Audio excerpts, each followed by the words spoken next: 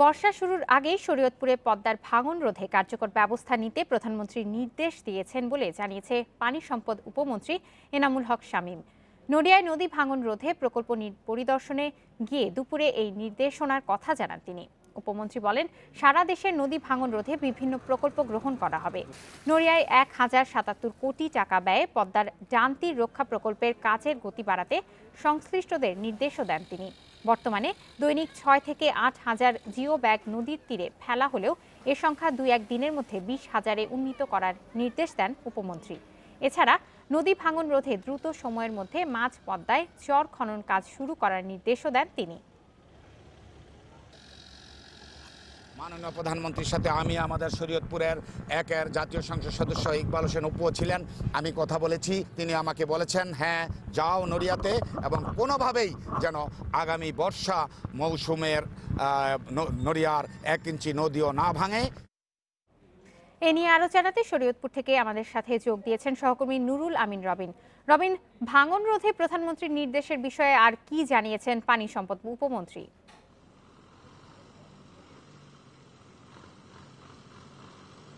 এখানে যেই প্রকল্পটি চলমান রয়েছে, এখানে 1077 কোটি টাকা ব্যয় পদ্মার ডান তীর রক্ষার যেই প্রকল্পটি চলমান রয়েছে, এই প্রকল্পের মূলত কাজের যেই ধীরগতি ছিল এই গতি বৃদ্ধির লক্ষ্যে কিন্তু এখানে যে আজকে পানি সম্পদ মন্ত্রণালয়ের উপমন্ত্রী এনামুল হক শামীম এসেছিলেন, তিনি কিন্তু এই ধরনের একটি নির্দেশনা দিয়ে গেছেন, যাতে করে এই আগামী বর্ষার আগে যেই পানি উন্নয়ন বোর্ড থেকে যেই 4.5 কিলোমিটার এলাকাকে অধিক ঝুঁকিপূর্ণ এলাকা হিসাবে চিহ্নিত করা হয়েছে এবং আগামী বর্ষায় যেই অঞ্চলগুলিতে পদ্মা আঘাত হানতে পারে এবং মানুষের স্থাপনা সহ বসতবাড়ি নদীগর্ভে বিলীনের আশঙ্কা করা হচ্ছে যে এলাকাগুলিতে, সেই এলাকাকে সুরক্ষার জন্য প্রয়োজনীয় যা যা করণীয় সব পদক্ষেপ নেওয়ার জন্য কিন্তু প্রধানমন্ত্রীর একটি নির্দেশনা রয়েছে, এমনটা কিন্তু আজকে আমাদেরকে জানিয়ে গেছেন মন্ত্রী।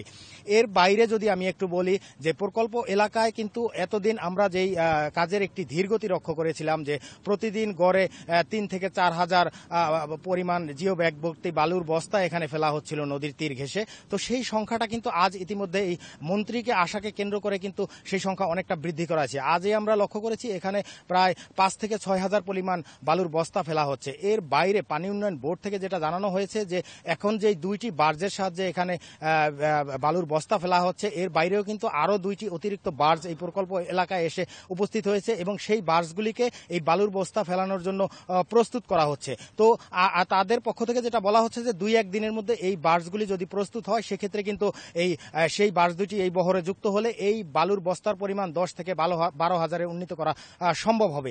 এর বাইরে কিন্তু এই 10 থেকে 12 হাজার যদি ফেলা হয় সেই ক্ষেত্রেও কিন্তু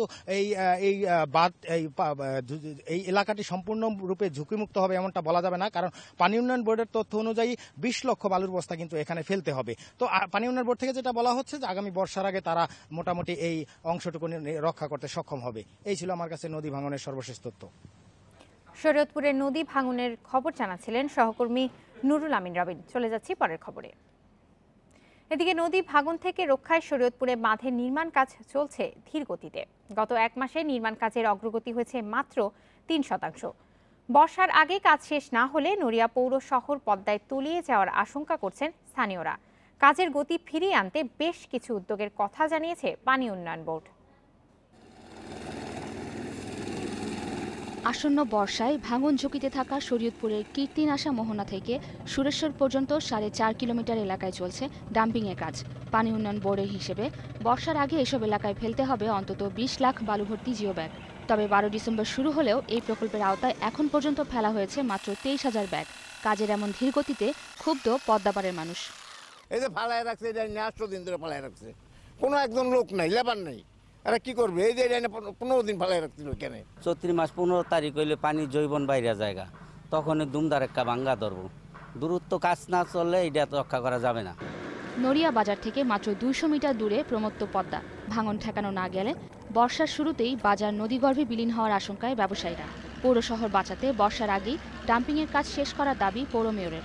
যেমন আমার এই মার্কেট থেকে 200 মিটার দূরে আছে নদী পদ্মা, এইবার যদি পানি চলে আসে তাহলে সর্বপ্রথম আমার মার্কেটে যাবে। যে কোনো সময় যদি ভাঙন রোধ না করা যায়, যে যারা এটা নিয়ে টেন্ডারে কাজ করছেন তারা যদি এটাকে কোনো রকম হেলামি করে তাহলে আমাদের বিরাট ক্ষতি হবে। কাজের ধীরগতির কথা স্বীকার করে প্রয়োজনীয় পদক্ষেপ নেওয়ার আশ্বাস দিয়েছে কর্তৃপক্ষ। আমাদের 2টা বার্জ ছিল, এখন অলরেডি 4টা বার্জ হয়ে গেছে। এই বার্জগুলোর কাজ শুরু হলে আমাদের 2-3 দিনের মধ্যে 1010-এ যাব। আরও 2টা বার্জ আসতেছে, তখন আমাদের 12-13 হাজার যে টার্গেট সেটা আমরা অ্যাচিভ করতে পারবো। 1077 কোটি টাকার এই প্রকল্পের আওতায় 8.9 কিলোমিটার বাঁধ ও 9.75 কিলোমিটার ড্রেজিংয়ের কাজ করছে বাংলাদেশ নৌবাহিনীর Khulna shipyard. Independent news desk.